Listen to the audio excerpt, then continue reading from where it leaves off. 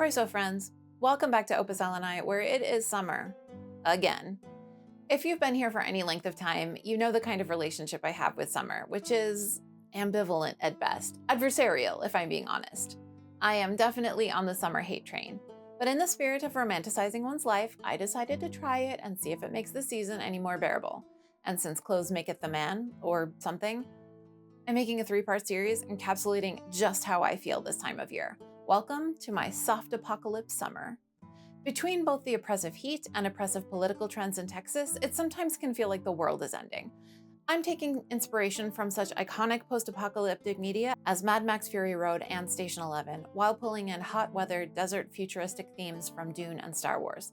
But because I absolutely don't want to be fatalistic during my apocalypse, I'm also going to be channeling the hopeful nature vibes of solar punk. Think Nausicaa of the Valley of the Winds, or Elysium, but without the weird classism. I'm breaking the series into 3 videos, head, torso, and legs, and each video will have 2 garments-ish. There may be some surprises, we'll see. I put up a poll on my Ko-fi to see which one I should do first, and the winner by a fairly large margin was torso, so that's what we're gonna start with. Everyone go grab your cuppa. Today I am drinking a green tea to be on theme. It is Combre from August Uncommon. It has vanilla and cardamom and tastes just a little bit like vanilla cookies. So let's get into it. I'm cutting off a length of my gridded paper and then folding my dress in half, being careful to line everything up perfectly to get the most accurate pattern. Since the paper is translucent, I can lay down the dress first and trace on the paper from above so the lines will be more accurate and I won't have to move the ruffle out of the way to trace the hemline.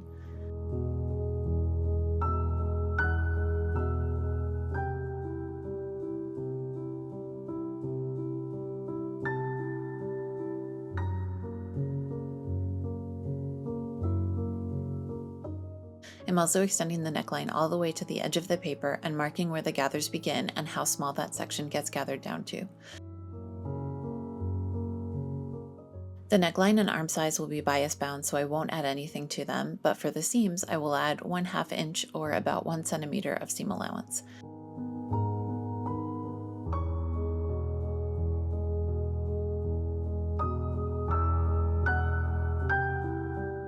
Once I've repeated the process for the other pattern piece, I'll cut them out and then get started on the fabric. I'm using a beautiful purpley gray cotton lawn I bought ages and ages ago for a different project altogether that I never got around to making. Normally, when I cut a simple A-line dress like this, I fold the fabric in half so the selvages are aligned and I cut the front on the fold and the back on the selvage. But this dress has no back seams, so instead I'll fold the selvages in toward the center and cut the front and back on the 2 folds created that way.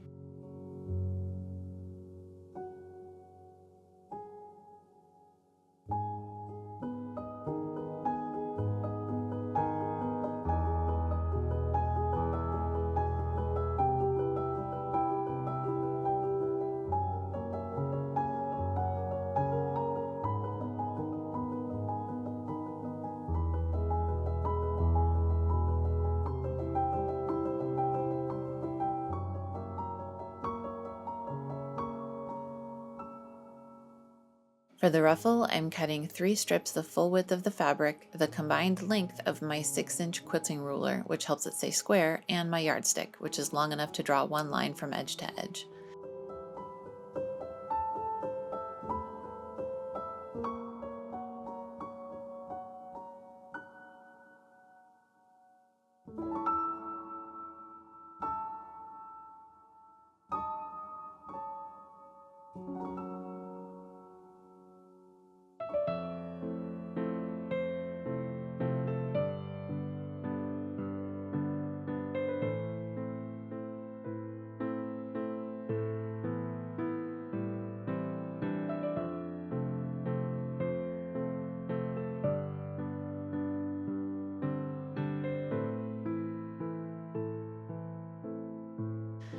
After sewing the dress together at the sides and shoulders, I'll finish the edges by serging them.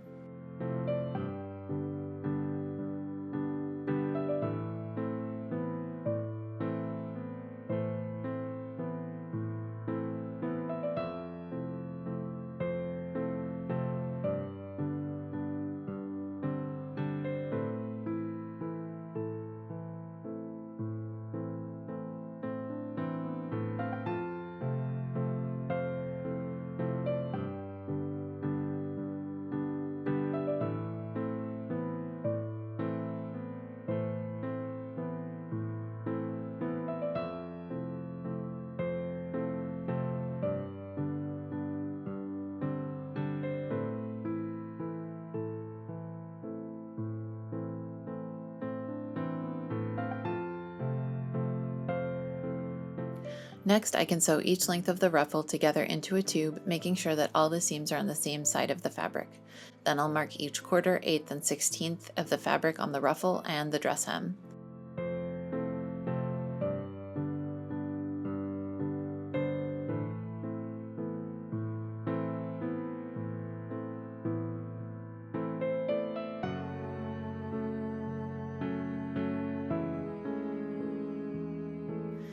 Time to break out the zigzag foot from my featherweight. Is it a pain to change? Yes. Is it still easier than getting out the genome? Also yes.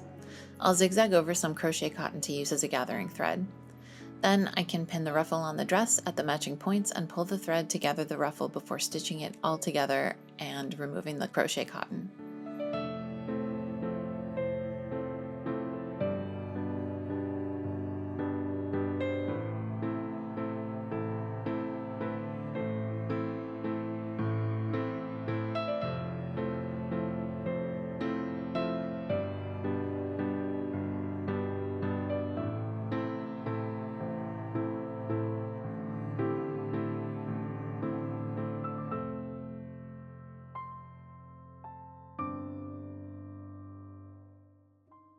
I got the ruffle all sewn on, and I discovered that I did something incredibly stupid, and I sewed the ruffle to the wrong side.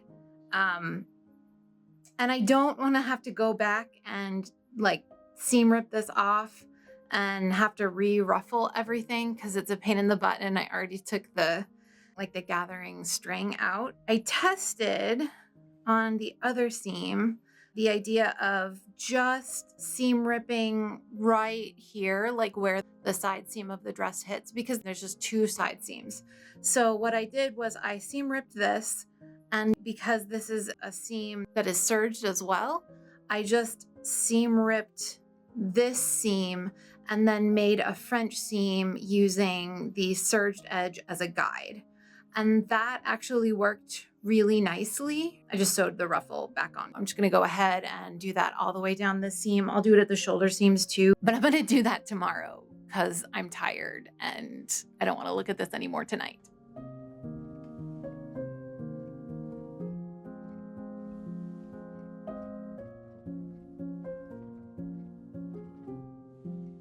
Okay, now that I have got the French seams all done, you can see them kind of from the right side here. I am back to where I was supposed to be before I went to bed last night. So the next step is I'm going to serge this seam here. And then after that, I will do a rolled hem on this raw edge.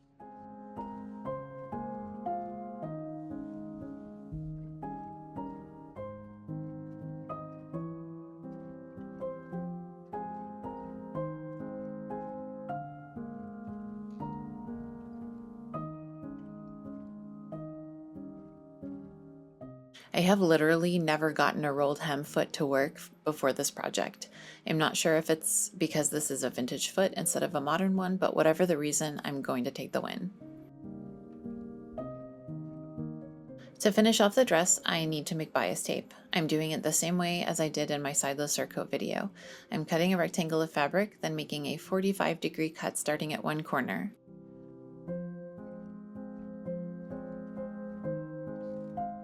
I can then take the triangle, sew it to the opposite edge, creating a parallelogram.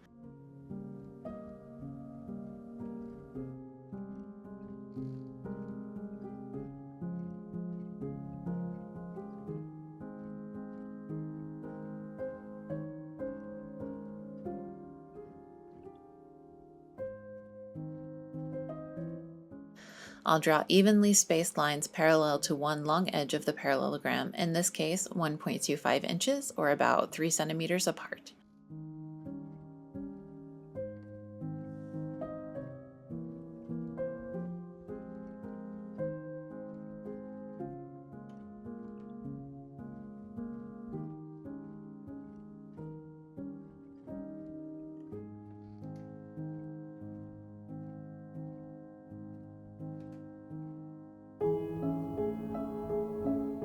Next, I'll sew the short ends of the parallelogram together, offset by 1 stripe's width. This creates a spiral that, when cut along the now continuous line, turns the fabric into one long strip.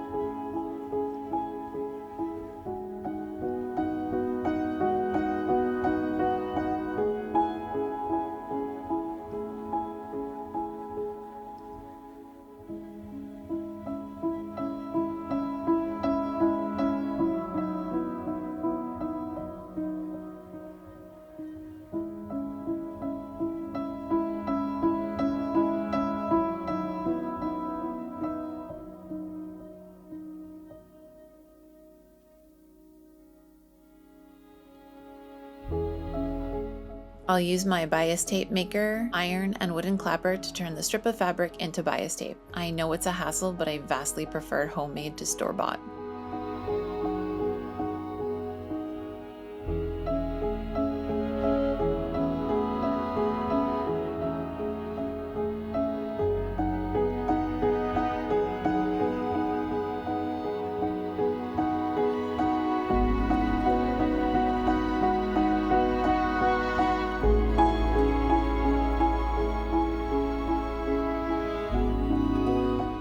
I'll pin the bias tape to the inside of the dress, edges aligned, and sew along the fold line of the tape. I'm purposefully leaving the part of the front and back that need to be gathered unsewn until the end. I will then run 2 lines of gathering stitches above and below the stitching line. The finished measurements need to be half as wide as the ungathered fabric, so I'll pin the fabric in place as I did with the ruffle, pull the gathering stitches tight, distribute those evenly, and sew the gathered sections into the bias tape.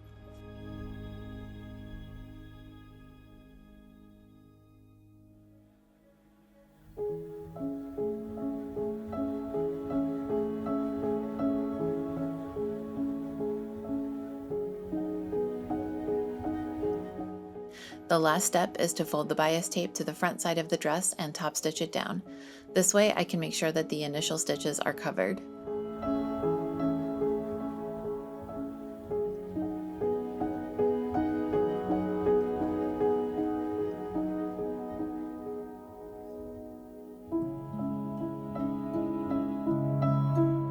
Thank you to all of my current and continuing Ko-fi members. Your support and the support of all of my members and croissants makes it easier to do what I do and provide quality content for everyone. Thank you all so much. Stick around after this brief commercial break to see me make the second top. I have 2 lengths of linen left over from the Roman dress I made a couple years ago. They're not wide enough to make a second full chiton, but I think I can make the top that is draped like a chiton at the neckline and separates into front and back panels at the waist, kind of like something a Jedi adjacent person might wear.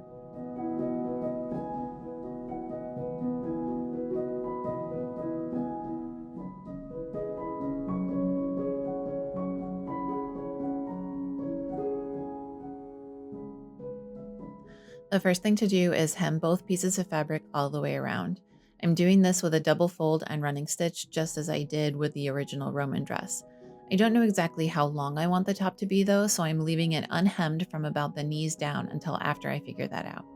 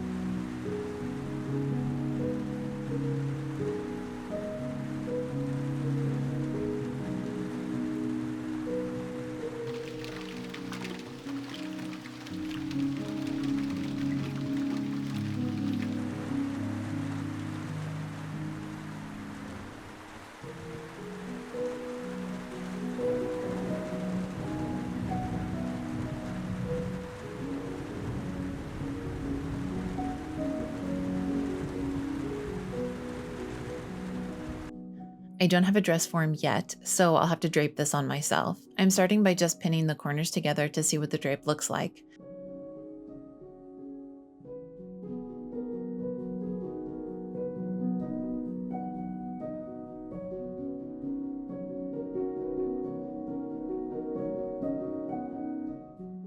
I like the way it looks in front, but the back looks so sloppy and the corners fall off my shoulders since there's nothing in the neckline to hold them in place. So next, I'll pin the front corners to a point farther towards the center of the back. I like this much better.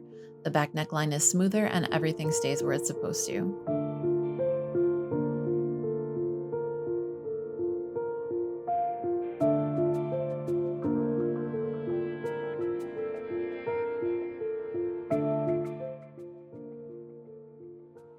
I'll solve the problem of the loose floppy corners on the back by folding them to the inside, making the entire shoulder area more narrow.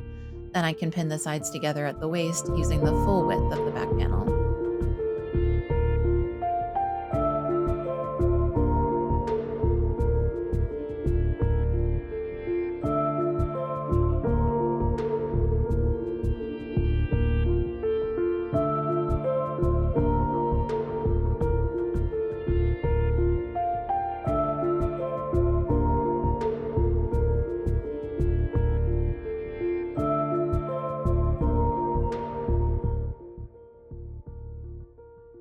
After I have everything pinned where I want it, I will mark every contact point with chalk, and then I'll break out the hem marker, set it to mid-calf height, which is how long I've decided I want the top, and mark front and back.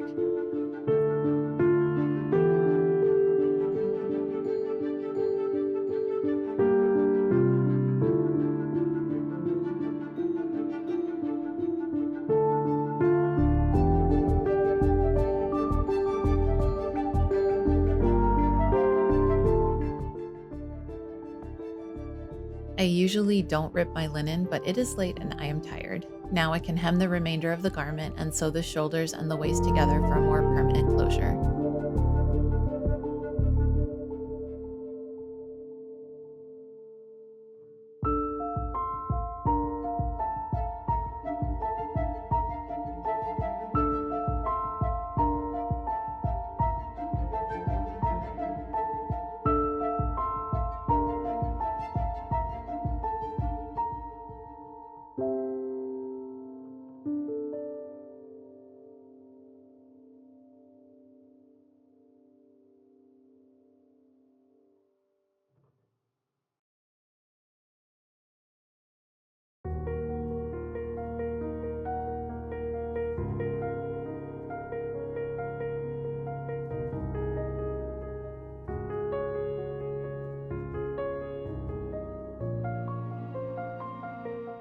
I told you there would be more dyeing content. I want the navy blue to lean just a little bit more indigo, so I'm going to over dye it with a pinkish red.